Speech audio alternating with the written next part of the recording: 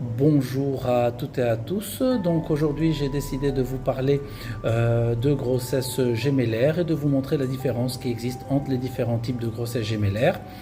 En effet, lorsqu'on est enceinte de jumeaux, il est essentiel de savoir s'ils partagent le même sac gestationnel ou s'ils sont chacun dans leur propre sac de gestation. Cette information est essentielle pour adapter le suivi de grossesse et il est important de déterminer, d'avoir cette information dès le premier trimestre de la grossesse. Dans cette vidéo, je vais vous montrer le cas d'une grossesse bicoriale biamniotique que voici. Chaque bébé est situé dans son propre sac gestationnel avec son propre placenta et son propre sac amniotique. C'est comme si les deux grossesses se déroulaient en parallèle dans le même utérus.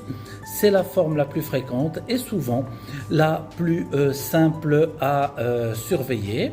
Le suivi comprend généralement un examen clinique maternel et une échographie avec Doppler tous les mois à partir du deuxième trimestre essentiellement pour surveiller les paramètres cliniques, la croissance, le liquide amniotique et la circulation sanguine des bébés. Par la suite, vous voyez ici une deuxième vidéo dans laquelle il s'agit d'une grossesse monocoriale biamniotique. Les deux bébés se trouvent dans un seul sac gestationnel qui est séparé ici par une fine membrane amniotique, ce qui signifie que chaque bébé a son propre sac amniotique. Il existe aussi des formes plus rares où cette membrane est absente.